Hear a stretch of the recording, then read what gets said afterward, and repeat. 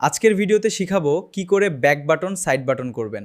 সবাইকে দেখেন সাইডে টান দিয়ে ব্যাগে আসে, আপনিও পারবেন, শুধু আজকের ভিডিওটি মন দিয়ে দেখুন।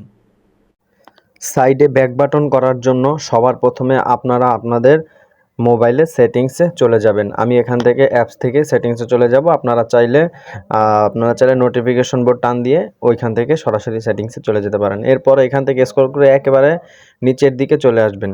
নিচের দিকে চলে এসে লক্ষ্য করে দেখতে পারবেন একবারে নিচে এইখানে একটি সেটিংস অপশন আছে। সো আপনাদেরকে কি করতে হবে, সেই সেটিংস অপশনে ক্লিক করতে হবে। এইখান থেকে যে সিস্টেম অপশন আছে সেই সিস্টেম অপশনে ক্লিক করতে হবে। সিস্টেম অপশনে ক্লিক করার পরে আপনাদেরকে কি করতে হবে, এখান থেকে এরকম ইন্টারফেস আপনাদের সামনে চলে আসবে। সো এইখানে আপনারা একটু লক্ষ্য করে দেখতে পারবেন যে উপরের দিকে যদি দেখতে পারেন দুইটি অপশন আছে। এই যে আপনার এইখানে দুইটি অপশন আছে, এই একটা আর এই একটা। আপনাদের কিন্তু নিচের যে অপশনটা, এই নিচের অপশনটায় সিলেক্ট থাকবে, ঠিক আছে। আমি একটু আপনাদেরকে ভালো করে বুঝিয়ে দিই।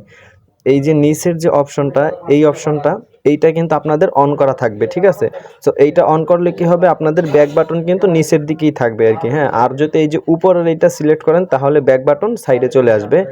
ঠিক আছে, তো আমি উপরেরটা সিলেক্ট করে দিলাম। উপরেরটা সিলেক্ট করে দেওয়ার পরে কিন্তু আপনারা এখানে স্ক্রিনটা যদি একটু লক্ষ্য করেন তাহলে কিন্তু স্ক্রিনে দেখতে পারবেন যে একটি মানে সেই সেটিংসের ভিতরে আর কি সেই একটি মোবাইল অ্যাপস দিয়ে মানে সে বোঝানোর চেষ্টা করতেছে যে এবার কিভাবে কি আপনার মোবাইলটা সেটিংস মানে কেমনে কি হয়েছে, ঠিক আছে। খুব সহজ পদ্ধতিতে কিন্তু করে নিতে পারবেন।